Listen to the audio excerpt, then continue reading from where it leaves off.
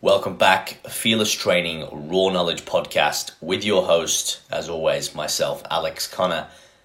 And this week I'm in conversation with another very talented guest. His name is Jason Tremblay. Some of you may have heard of him. He is part of and the co-founder and president of the Strength Guys. Now, we had a very interesting conversation. We talked more about the mechanistic approaches to strength, to programming, some relationships between strength and hypertrophy, building muscle, and so forth, and lots of other little things in between. It was a very thought-provoking conversation, and it was very insightful, especially on my end as well. Jason's very talented, he's very intuitive, and he's very pragmatic in his approaches. So a little bit more about Jason and some of his current accolades and his history. So he's got a Bachelor of Physical Education. He's currently in progress in year 4 at Mount Royal University. And he has done mentorship under Brett Bartholomew. He's trained in video analysis by Canadian Sport Institute Director of Biomechanics and Video Analysis, Pro Sturgeon. I'm probably pronouncing that wrong. I do apologize.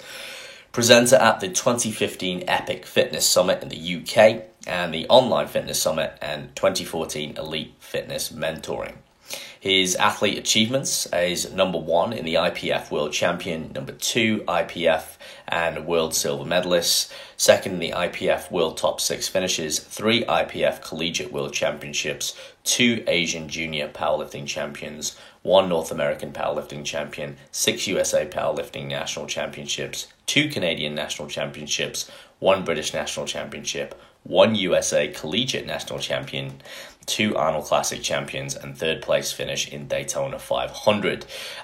There are some of which the athlete accolades he has coached to success amongst many others that are ever growing. And we touch base on a couple of the athletes that he works alongside within the Strength Guys, but also some of the athletes as well, and how he actually helps them achieve these amazing successes within his coaching realms. He works closely with Ben Esgrove as well as part of the Collective, an innovative co-coaching service provided exclusively by the Strength Guys. And as I mentioned before, he is the president and co-founder of the Strength Guys Incorporated. So if you are not aware of the Strength Guys and you want to get stronger and you want to get bigger, they are definitely one of the resources to check out. They are very, very talented multitude of individuals, coaches, athletes, etc. that work collectively to help people produce some of the best performance and results on the planet. And I do not say that lightly, so please head over and check them out. However, in this conversation today, listen closely as always. There's lots of golden nuggets. There's lots of questions for beginners and also advanced athletes and coaches. Perhaps some things that you can improve within your programming, perhaps some questions that you face that you can't quite overcome or you're not sure how to navigate around them. And Jason helps shed a lot of light on those topics here in this conversation today. Now, before we dive in with Jason, just one quick thing. As I've mentioned in a couple of the other podcasts, and as of late, for those who are following along on social media closely, my Fearless Training United Academy is due to launch this week. What is it? Once again, is the unparalleled platform where we're providing, with myself and other peers and practitioners, education to give back to people like yourself, coaches, athletes alike, or even just anyone who is wanting to improve the way that they look, the way that they feel, their body composition from, again, an evidence-based approach, but also with a lot of anecdotal, real-life, hands-on experience. Okay, so we're communicating information from what we know from reliable literature in the field, things that actually work, from years of experience with working with real people, real clients to get real tangible results. So you're going to be able to go in, you have your own login, you'll be able to move through all the categories. You have to go through them sequentially. There is an order of importance, and it will teach you what are the most important factors that contribute to changing your body composition, achieving the physique goals that you want, and doing it in a way, as always, that's sustainable, flexible, and enjoyable. And that is going to be an ever-growing library. You'll have your lifting techniques in there, and along with tutorial videos and interactives. There'll be mini courses with specific peers and practitioners on given subjects, and it will just be ever evolving and ever growing. So if you want to check that out, go over to my website now. The links are in the description to wherever you're watching below. That's fearlesstrainingunited.com, and make sure that you get in that academy and start learning and improving your knowledge so you can actually achieve the results that you want. And this is all the information that I wish that someone would have provided me when I started lifting, and I would have saved a ton of time, money, effort, and frustration. And now this is my way of paying it forward and giving back and communicating the best information across platforms in the most efficient way possible. Anyway, I digress. On to the conversation with Jason Tremblay. Jason, welcome to the Fearless Training Raw Knowledge podcast, my friend. Thank you for your time. And how's everything at your end of the world? Things are good. It's getting chilly here in Canada, which means it's hockey season. Been busy. As last week we had the USAPL Raw Powerlifting Nationals. The strength guys had a team of 16 competing, and I was down there to assist with coaching all of those lifters on game day, which was a lot of fun. It was equally tiring as well, but things are good. And I appreciate you having me on as well. Absolutely, my pleasure. And before we dig into that last weekend, because I think it'd be great to derive some of the experiences, some of the learnings, share some of the successes as well. Give us a bit of a background for those who might be listening who are not aware of who you are, what you do, why you do it, etc. Sure. So I'm a co-founder of the Strength Guys. The Strength Guys we've swelled in size over the years. We've now got 18 people working in our group, including 9 coaches.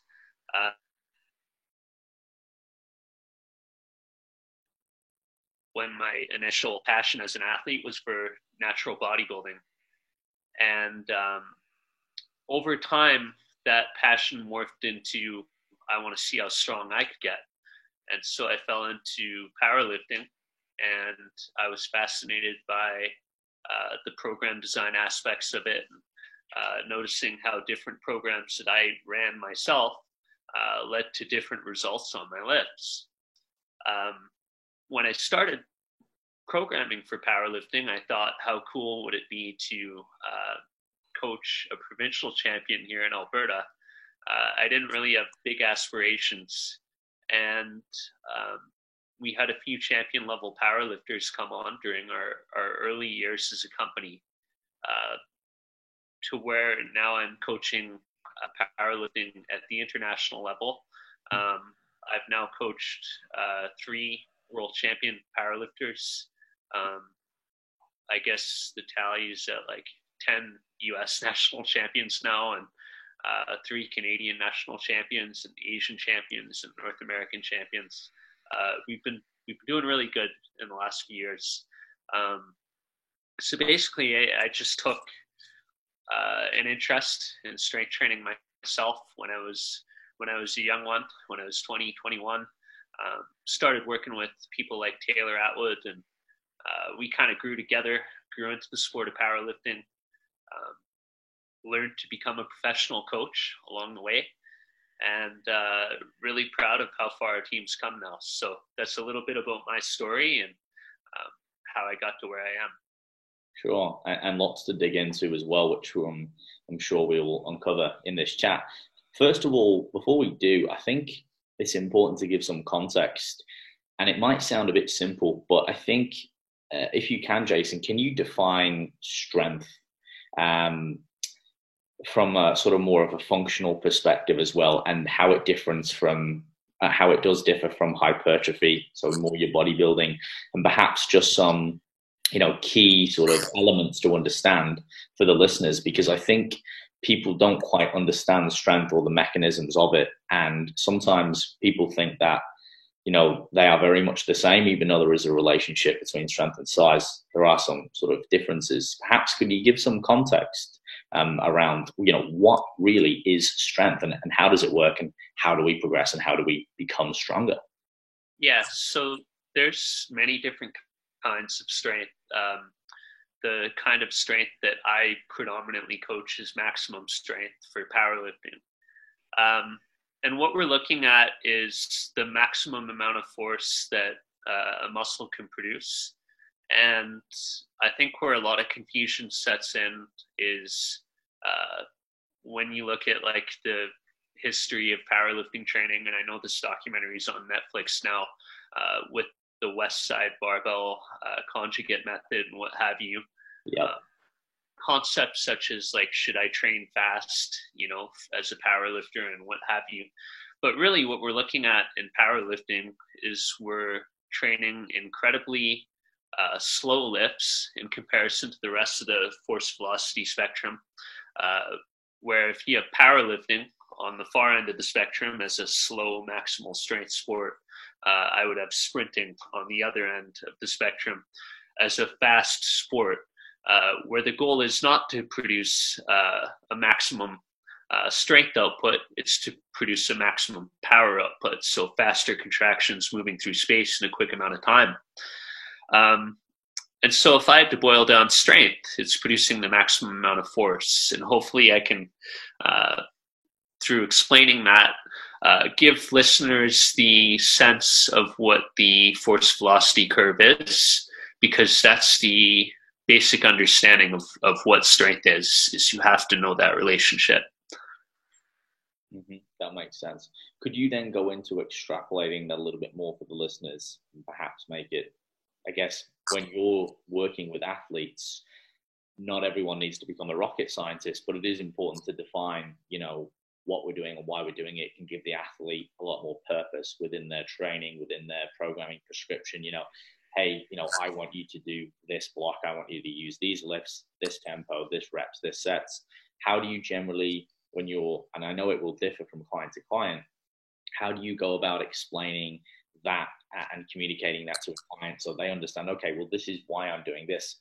Obviously they want to get stronger, but what is the reasoning behind it? And perhaps, without being too long-winded a question, but where would you start with someone? For example, do you start by running an accumulation phase, intensification, peaking? What are your strategies and how would you generally approach that? Right. So within the sport of powerlifting, and if you want to talk about any other sports, just bring them up. Mm-hmm. But within the sport of powerlifting, it's really nice because you have the ability to do the exact sport that you do on the platform in your training. So our starting point is that we're going to coach heavily the technique of squat, bench press, and deadlift workouts.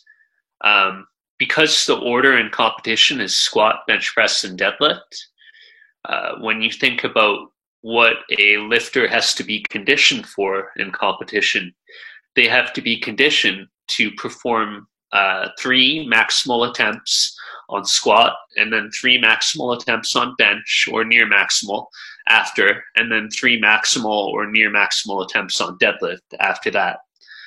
So the very foundation of our training is that we are going to do squat, bench press, and deadlift days when you're powerlifting.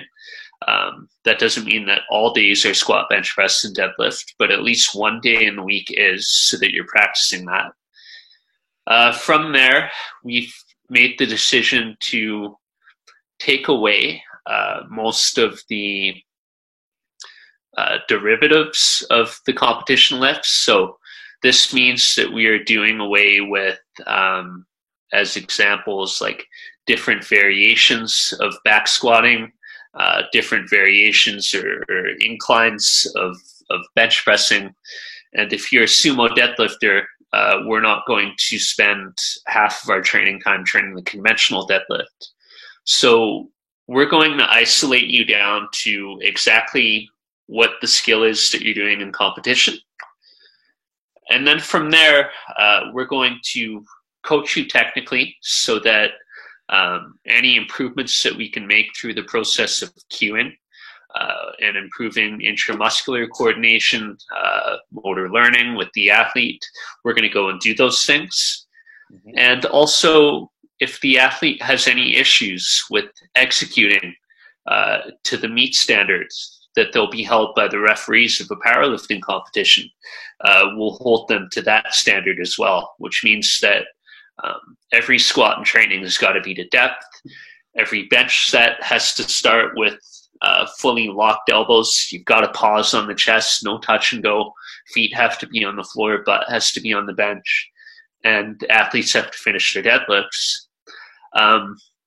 So that's the very basic foundation of how we organize a powerlifting workout. Mm-hmm. Now, from there, if we're looking at building that out into what a week looks like, we use daily undulating periodization because it's been proven to be most effective.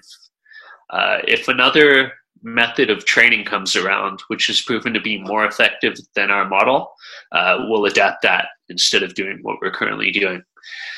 But we use a DUP format, which typically entails, if I have a lifter training squat, bench, and deadlift twice per week, day one is going to be a little bit higher reps and a little bit lower intensity, so higher volume, lower intensity. And then the end of the week, day two or day three or whatever it will be, is going to be a little bit lower reps and a little bit higher intensity.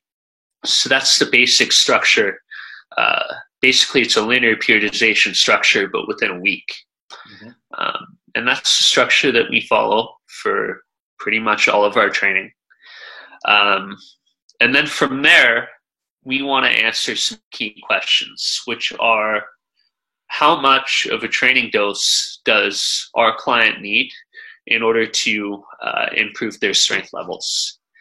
And so by prescribing percentages of 1 rep maximum and by controlling the athlete's training 1 rep maximum, we are able to know ahead of time roughly the amount of training volume that our athletes will be doing.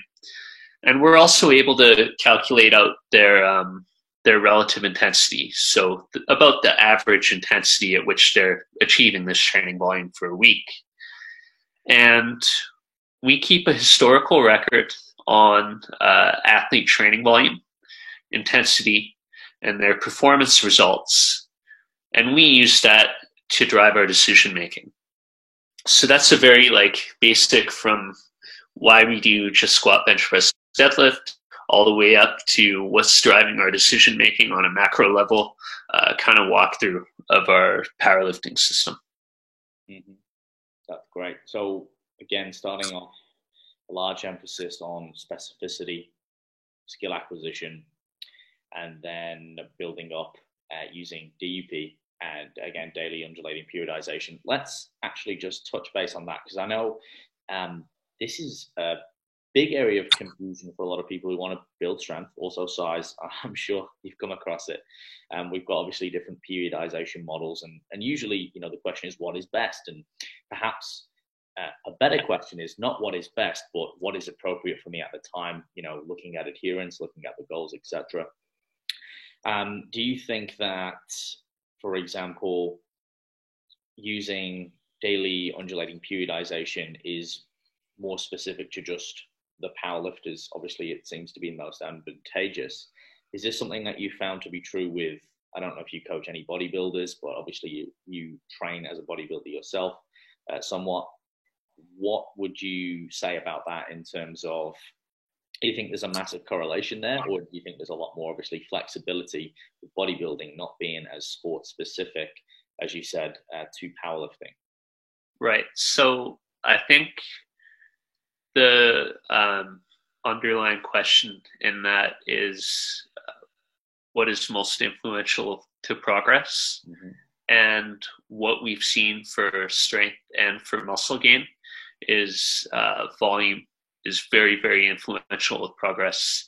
And so I don't think that the difference between following a linear periodized model and a daily undulating periodized model is necessarily where a bodybuilder is going to find the secret to greater gains, or a powerlifter is. I think it's in the training dose that both of those athletes are doing. So I do still work with a few bodybuilders, and one of them is amongst the top in the WNBF. His name's Gary Amlinger. And Gary's training, while it's very, very different from the squat, bench press, deadlift workouts that we do with powerlifters, it follows the same methods of manipulating his training volumes and the same methods of how many times per week does Gary need to train his back in order to continue growing his back. Just like we would ask the question of how many times per week does Taylor Atwood need to train his bench press in order to continue growing his bench press. So we use the same decision-making process to arrive at very different forms of answers for both sports. But I think the main thing is training dose, not periodization type. So yeah. Mm-hmm. Yeah, so a larger emphasis on volume and frequency, you know, in the bodybuilding world. Obviously volume generally, as we know, is king for building size, or from what we know, again, from the literature. And again, looking at powerlifting, it's more sports specific, it's more skill based. I'd like to move into 2 points now, Jason. One of them is, and I think, again, super popular in terms of where people usually get stuck, and this is plateaus. So, for example, beginner lifters, you know, generally we can throw something at a wall, it will stick. And then we have to periodize, you know, we have to plan, we have to organize, we have to become more strategic. And then at some point, depending on our knowledge or our coaches or, you know, what guidance we have or what knowledge we, you know, are exposed to, we can plateau. And I know this has definitely been for me in the past. And it's always something that I'm becoming more aware and intelligent of, how to progress. So maybe can you give us some real life anecdotal examples of powerlifters? And I'd love, again, for the bodybuilding community, if you could, with some of the, you know, athletes that you've just mentioned there, talk about strategies that you implement when your athletes plateau, and what are the main causes and what are usually the main remedies, or again, systems that you implement to be able to continue to progress, right? Because this is such a big question, like how do you continue to progress? Yeah. So this is where having our historical records of data is very beneficial for us. We actually have a pre-made program on that My Strength book called Shifting the Curve, which kind of encapsulates all of our thoughts on this. But if an athlete is no longer able to add weight to the barbell or dumbbells or whatever the lift is, and they're not changing the number of lifts that they're doing, so the sets or reps, there's no overload. You're just training at the same volume and using the same weight, and you're kind of going nowhere. Mm-hmm. So what we do is, if strength isn't going up from macrocycle to macrocycle, we will make a controlled increase in what's called the peak volume on a lift. So an example of this would be Taylor Atwood when we brought Ben Esgro on board and into the consultation with Taylor. His peak volume for 2016 Raw Nationals in Florida on squat was, I want to say it's like 38,000 pounds per week. And Taylor's one rep maximum was 265 kilos. We bumped Taylor up to 42,500 pounds peak volume in preparation for the Arnold Classic, which was 5 months later. And he went out and he squatted 282.5 kilos. So we could say that from that training intervention, and there's other things, Taylor was adapting to the model and what have you. But from that training intervention of increasing Taylor's volume by a controlled amount, which is progressive overload, Taylor's squat got better. And if we fast forward to this, I guess 2 weeks ago when we assessed Taylor leading into Raw Nationals, Taylor squatted 267.5 kilos for 5 reps, and his peak volume now is 52,000 pounds in a week. So we've systematically increased his volume over the course of many years, and that progressive overload has also correlated with performance improvement. Now, on the bodybuilding side of things, it's a really interesting one, and we haven't had the chance to talk about it a lot. We acknowledge that Gary Amlinger he's an anomaly. He's a freak, just like Taylor is. But when Ben and I helped him on the training side of things prepare for his pro debut, and Cliff Wilson was doing the diet, and Gary was absolutely peeled. Like he was in immaculate condition on stage. Ben and I got experimental with his training, and we're like, traditional bodybuilding split now seems to be like, I'm going to train my arms on, Friday and chest on Tuesday, what have you, like a body part a day. And we're like, we're not going to do that. Gary needs back and shoulder development in order to become a world champion, which is his goal. Mm-hmm. And so we're going to get him on a 3-day on, 1 day off training split. And on day one, what we did was we trained back, we trained some shoulders, and we also trained his abs on day one and obliques. On day two, we did chest, and we did all the leg muscles that you could do. And then on day three, we went back to, we're going to do back, shoulders, and arms. And then he's going to rest 1 day, and we're going to get back to it the next week. So he's training 6 times a week. Mm-hmm. And Ben and I took his average sets per day from 32 starting to up to 50 per day, and he's training 6 times a week. So Gary worked up during the course of his prep up to about 4.5 hour workouts 6 times per week. And what happened from that was very interesting, because not only did Gary improve his strength by the time he was 4 weeks out from competition, where he was already very lean, Gary actually hit personal bests on all of his lifts, absolutely, so regardless of body weight. And Gary had lost almost 100 pounds from his off-season weight to where he was competing at that stage in time. And so we found that to be a really remarkable response from someone who's in a very extreme calorie deficit, who's very lean and doesn't have a lot of energy to draw from in order to train. To manipulate his volume like that and see not only the amount of muscle mass that he retained, but the amount of strength that he gained, we found that to be very interesting and very telling. Yeah, so what I'm getting out of that is, Jason, what can be derived is the law of more. And again, we can see the relationship between the two examples of increasing work capacity via mainly what I can ascertain volume to increase, or if you like, I use an example with my clients where I say, right now you have a body mass of X and your body mass is capable of lifting this.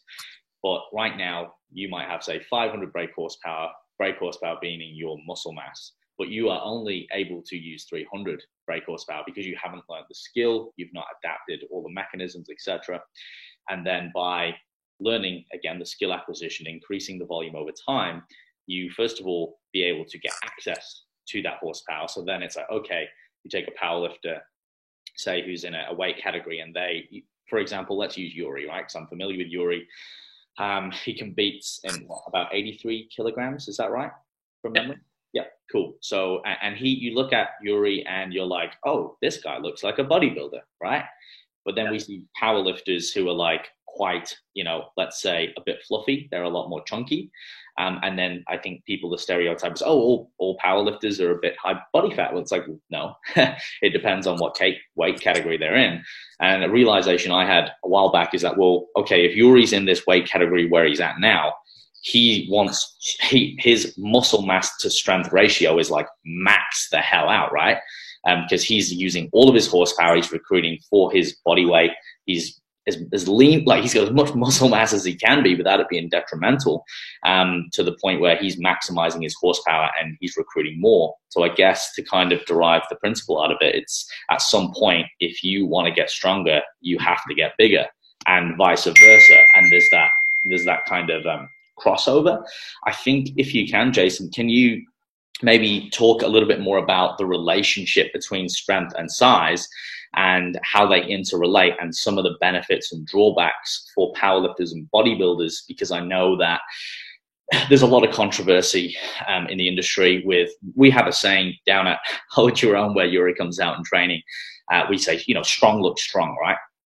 And most people, obviously, they're powerlifters, they're bodybuilders. We're squat, bench, and dead pro. But obviously, some of us being now, we call this power building, right? We are hybrids. We use both. But sometimes, especially myself, we can get caught up in perhaps, hang on a minute, am I a powerlifter or am I a bodybuilder? Because now I'm accumulating so much fatigue that I'm sacrificing volume. Or sometimes I'm doing so much volume or garbage volume that perhaps I could be using more intensity. Could you talk us through some of the parameters and your experiences with that? Yeah, so basically we're using progressive overload as a solution to the plateau to conclusively answer the last question. Mm-hmm. And just to reiterate that if you can't lift more weight in an exercise, we're just addressing the other part of the volume equation, which is sets and reps, and we're increasing that so that we're still getting an overload response. Mm-hmm. And 9 times out of 10, we found that to be enough in order to drive progress. So it's a pretty simple answer on how to get out of that plateau within, I think, an organized training system, which is what we have. Yeah, just quickly as well then, to kind of put a full stop on, well, to a degree, because there's always more research to be done. I know that some people will be going, well, how do I keep adding volume, etc.? What if, someone, for example, you just mentioned your bodybuilding athlete, he's doing long workouts, that you have to get that in somewhere. What happens when you run out of, and I'm playing devil's advocate here, what happens when you run out of time, days, sets? How do you keep pushing that, and where's the limit? So I think we've ran into this with a few athletes where there's simply the limit of lifestyle. And then it's a matter of, well, can you make some sacrifices so that we can continue training and making the improvement? Or is this all that we've got? And for a powerlifter, for a weight class athlete, the easy solution is to go up to the next weight class when you tapped out, because then you're gaining muscle mass, you're gaining mass in general. You don't have to train so hard in order to put some more pounds on your lifts. It's just going to happen as a process of gaining weight. So that's at the point where we would say, hey, can we make some scheduling modifications? And if not, would you like to go up to the next weight class? But with that said, we've reached that limit with very few athletes. And generally, I can't foresee reaching that limit with someone who is not at a very, very high level in their sport, where progress is going to be slower if you're staying the same body weight anyways. Mm-hmm, mm-hmm. For a bodybuilder, I think given that you can train more, you can even go to two times per day training, right? Like, there are options there. You can train every day of the week. My colleague Ben Esgro has trained 14 times in a week while he was dieting for a show. Wow. It sounds crazy to people, but when you're used to doing an extreme amount of workload 6 days per week, the 7th day of the week isn't that much, right? Like, it's all a matter of what you're adapted to. Correct. Adaptation. And I think one of the most important things in learning to coach and develop top-end competitors is knowing how to push athletes. And I think these things, where they sound scary, and they are to the average person,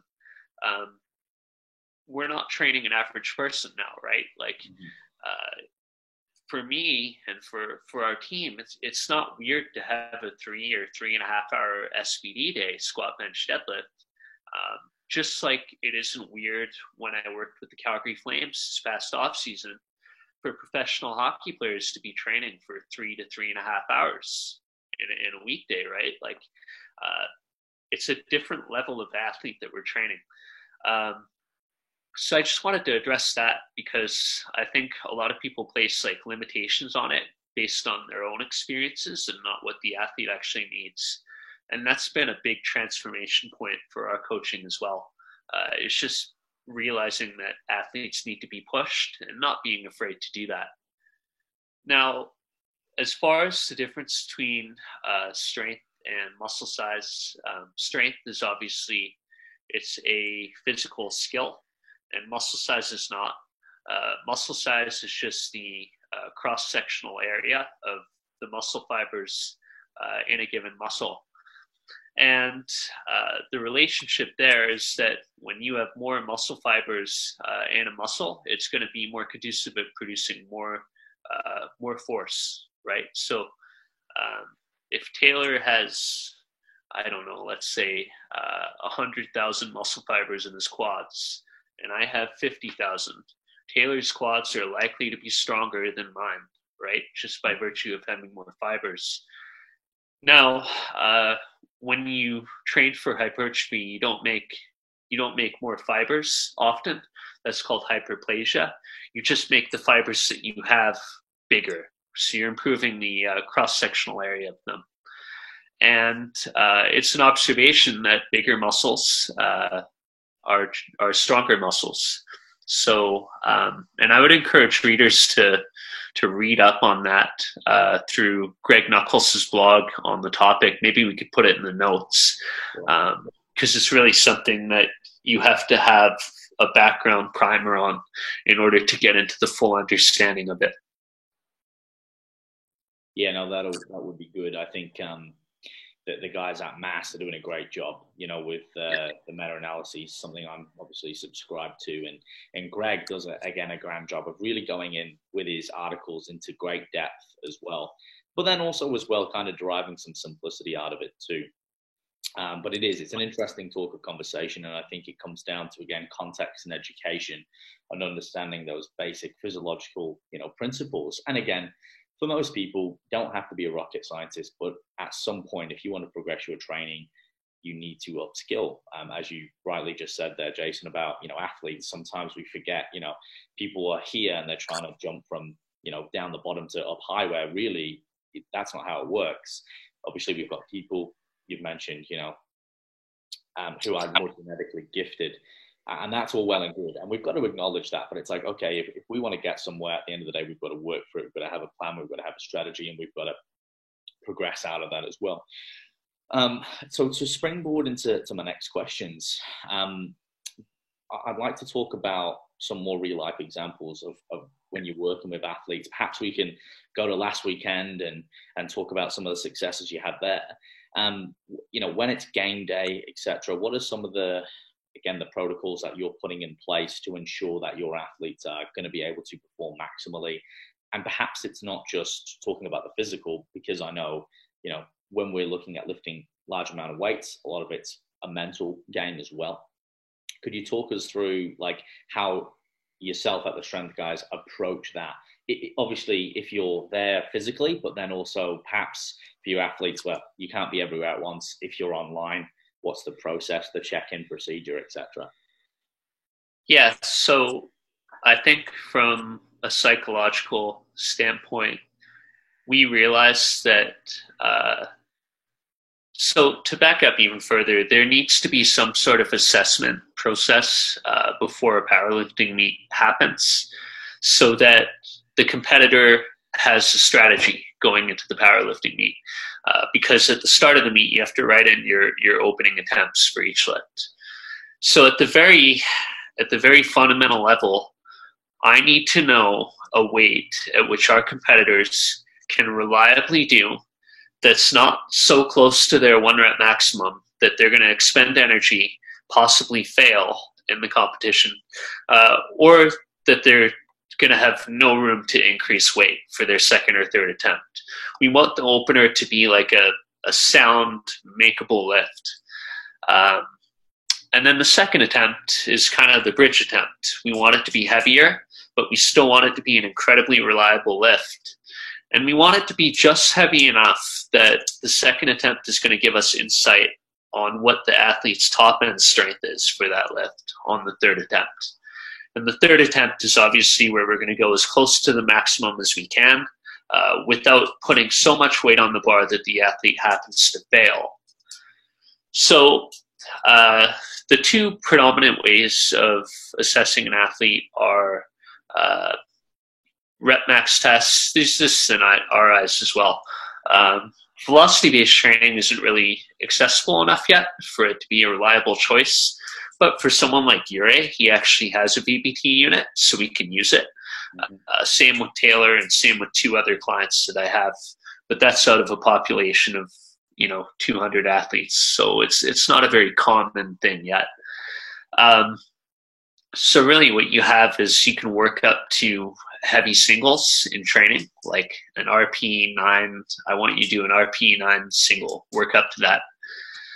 Or you could do a rep max test at like 90% of your 1 rep max or 92.5% of your 1 rep max, the rough percentages that you'd end up opening around. And from a confidence perspective, if a lifter works up to an RP9 single and they miss, there goes your confidence, right? Because you're like 1 or 2 weeks away from the competition. You've just missed a heavy lift, which you thought you could make. Now you're going to be a mess. I think using that approach to plan out attempts would be, I'm going to see what the lifter can do as a top end, and then I'm going to calculate what the opener should be based on what I think their top end is. And what that approach misses out on is that the situation of training in the gym is very different than the situation of lifting on the platform. And so we actually planned the inverse way. We decide first what a safe and reliable opener is for the athlete. And then in the following week, we practice their second attempts. And we actually just express top end strength as a range on our meet strategies for game day, which means that we're going to go in and our lifters have practiced 2 out of every 3 lifts that they'll do in training, which breeds confidence because you know that you've done your opener for at least 2 to 3 reps.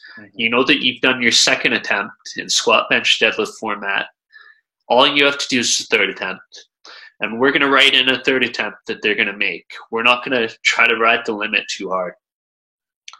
And so by planning from the bottom up, using AMRAP assessments as our guide, we I feel like we navigate around the area where lifters kind of lose a lot of confidence in their preparation when they're using RPE. And it's a very risky approach, I think. And I will say also that RPE has been successful for many teams, but I would openly challenge anyone to make as many attempts as we do at the top level in powerlifting. I truly think our assessment model is the most effective there is so far. So those are, I guess that's an insight into our tactical planning, how that carries over into the program, and also how that carries over into athlete psychology as well.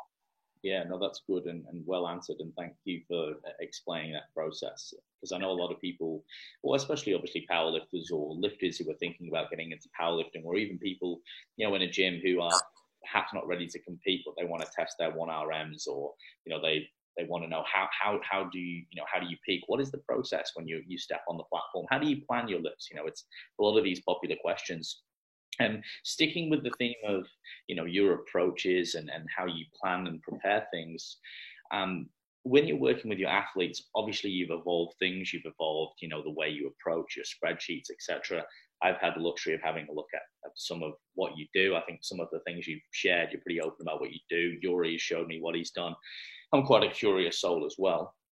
How have you, from when you started the Strength Guys, or when you started coaching, how have you evolved your programming? For example, are you using your own spreadsheets? Have you enrolled systems or other third-party sort of, what do you call them now? I'm trying to think of the name. Like a tool, if you like, to be able to help you manage this? And, how many clients can you generally manage at one time? Because obviously, you're coaching very high level athletes. They do require attention. What does that kind of look like, in terms of a day-to-day basis and again, all those little intricacies, if you like. Right. So about 5 years ago, when Taylor Atwood and Clinton Lee, who I was then coaching at the time, qualified for what would be my first world championship as a coach. I really wanted the best for them from their performance, and I had the idea to create our own athlete management system. And this is the system that we now use, which as we write training programs, it automatically tracks and organizes all of the athletes' data. It allows us to plan. It allows us to strategize. And it's built specifically by us. I had never seen anything like it before we built it. So I'm proud to say that it's something that's unique to the Strength Guys, which I think is hard to find, because in weightlifting and in powerlifting and bodybuilding, we always hear the saying that there's nothing new in it. But I disagree. I think there's always room to innovate and to improve. And I think that the athlete management system is our software solution to that. So I've redesigned our athlete management system now 5 times. We're working on our 6th athlete management system, which will be released in the winter. And it has been built specifically to streamline our operations as much as possible. As I've learned more about programming over time, I got away from the idea that athletes need distinctive 4-week programs that are completely different from the next 4 weeks of training that they'll do and the next 4 weeks after that. Our training is like a continuous process that goes on throughout the year. And the changes are a lot less severe, significant than I think the typical like strength and conditioning block periodization approach, where it's completely different from month to month to month. And so our system is designed like that. And we write training out on a weekly basis. Currently, I have just under 40 athletes who I coach, in addition to social media team duties, administrative duties, student, my own training, and having a life outside of all this. And I think one of the big questions that we're looking at, because I'm scheduled to graduate this December with my degree in physical education, is innovating the work process for the Strength Guys. And as far as how many athletes could be taken on, that's a challenge that we're going to look at from an organization perspective of how much can we responsibly handle. Because the other part of this is, it's fine and dandy to say I'm going to focus in on 5 elite athletes and nobody else, but coaches have to earn a living doing what they're doing. And so that's a challenge which, when I find the answer out, I will happily share it. But as of now, we're still brainstorming kind of the next work processes that we'll adopt here at the Strength Guys. So, yeah, not sure. I think it is a challenge that most coaches, especially when you get into the online space and you become popular and you start expanding, you're always looking. And I like what you said. I agree 100%. I think there is always room for improvement and innovation. I think from looking at some of and again, what I mentioned to you before the podcast, on my email, is raising the industry standard, because I think there's a big disparity between people that are working up here, and then there's sort of like a big gap between the bottom. And some of it surprises me, because it doesn't take a whole lot of effort to get to a standard. It takes a lot of effort to get to a great standard, but really to have some sort of efficacy in your training. I know there's lots of tools out there. There's lots of apps now. I don't really like them. I'm not like someone who's been phenomenal with like Excel or using spreadsheets, but I've even managed with help and asking the right people and surrounding myself with the right sort of skill set, people with skill set, be able to develop a pretty good system. And it's always something on my mind as well, Jason. It's fascinating. I like how you're looking and spending a lot of time in that, because it makes it more user-friendly. Like you said, it's for the athlete to give them a better experience where they can log in. It can be even something as simple as the aesthetics and the functionality of a programming and the way it looks. And it's, that's a lot easier to interpret. I'm actually doing this lift this amount of percentage today and this, that, and oh, cool. And oh, wow, I put that in and it like had a green tick and whatnot. So I'm glad that you're someone who's on the forefront and focusing at that. And I must say, from what I've seen, again, from Yuri and some of the stuff you shared, it does look very clean cut. And going back to one of the first things, I just want to highlight data is key. I'm someone who works with a lot of more like, I guess you could call it, I don't like the term general population, but people who are interested in more strength and conditioning, body composition, etc. And I always stress the importance. People ask, oh, Alex, why are we tracking these basic, measurables? And I say, well, if we can look back and we've got, say, 6 and 12 months and 2 years of data, we can look back and we can see, wow, well, this is what you were doing here and this is what you were lifting and this was the volume and this is how many days we were training and this is what we were eating and this is what we were weighing. And some people go, oh, it sounds a lot. But even after, a 12-week period, looking back on that and being able to extrapolate, inferences and data and going, well, here, look at the trends, because it's not about week to week. It gives us an insight to, as you said, be able to look at the athlete and more appropriately plan for the future and find what works and what doesn't in a functional perspective. And I think looking at, and I don't know if it's going to be, are you familiar with a system called Recomposer? I'm not. No. So they're one of the leading sort of programs, if you like, or companies within Australia. It's a subscription based, and they've spent hundreds of thousands of dollars. It's quite good. You can purchase it for your clients, and it sort of spits out and does all these percentages and whatnot. But again, it's one of those things where I think if you want to make it bespoke to what you do and having your logos and whatnot on it, you've kind of got to do it yourself. I think. With your coaching, Jason, what are some of the things from starting coaching to where you are now? What are some of your biggest, if you could derive some key learnings? Let me put it like this. If you could go back and speak to yourself when you started coaching, what are the things that you would tell yourself if you had just 1 to 2 minutes to say, hey, look, here's what I would do differently. Here's what I would do better. Yeah.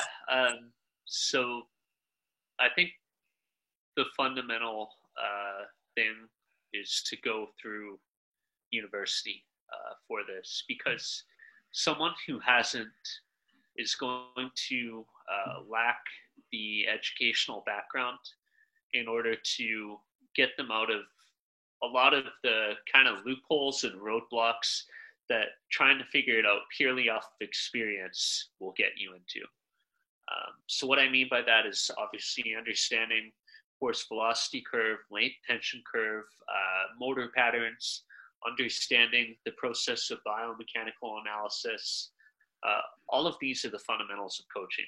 And if you apply them, your coaching operation will separate from what's on the market right now, because that's essentially what the Strength Guys is. That's what we've done. I'd say the next thing is to look around at who's winning and to do what they're doing. Who's winning regularly, that is. Because when I reached a point where I was stuck and I needed answers for coaching powerlifters, I looked around and I saw that 2 coaches were winning all the time. One was Ben Esgro and one was Matt Gary.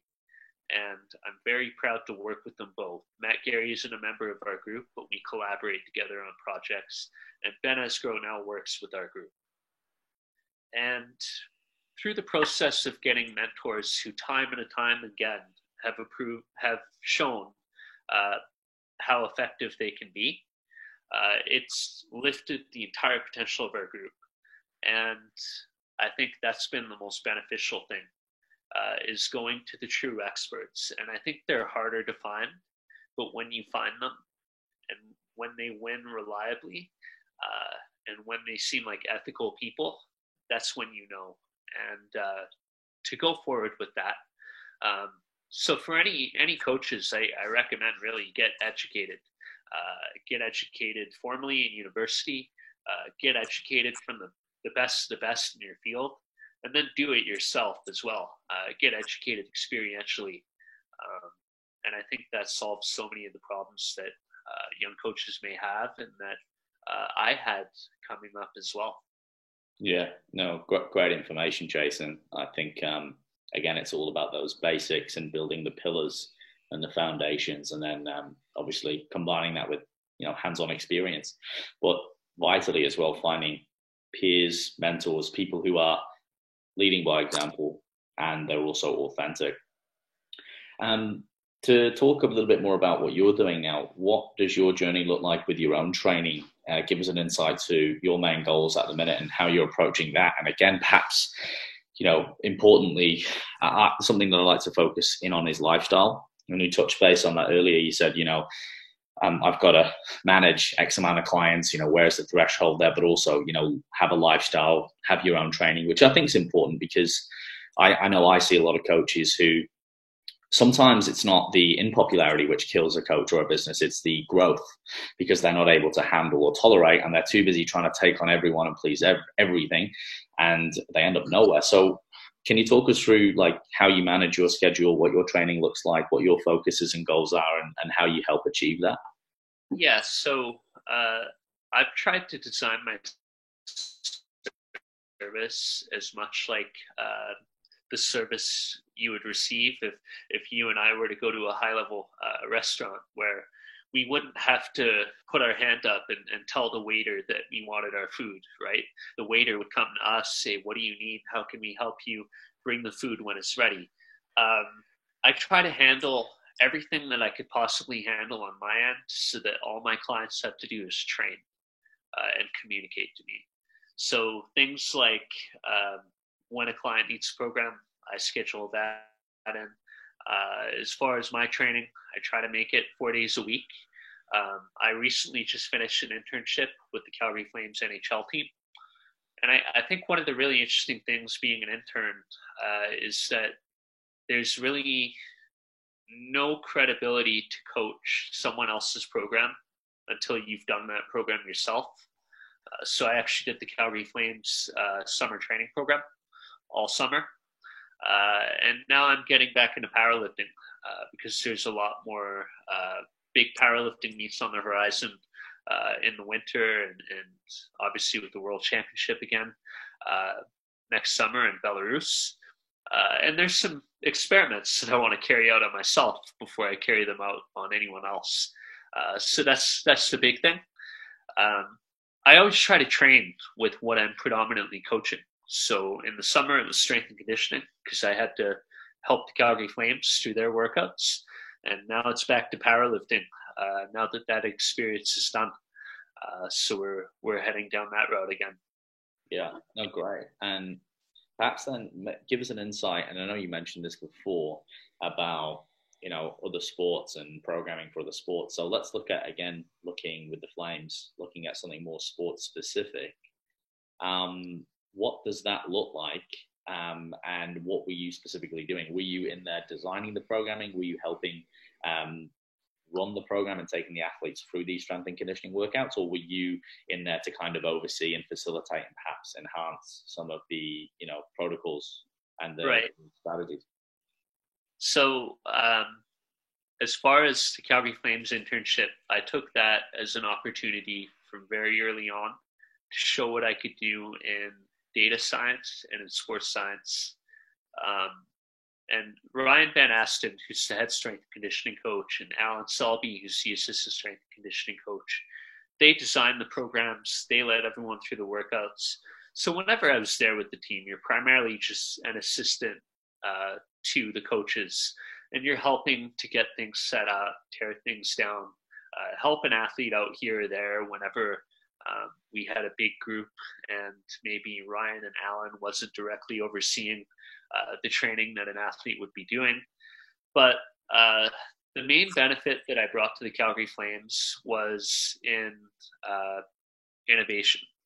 I first off created the Sports Science Hub in Microsoft Excel, which they're now using to store all of the player testing data from the NHL team and the AHL team, which is the minor leagues, for this season.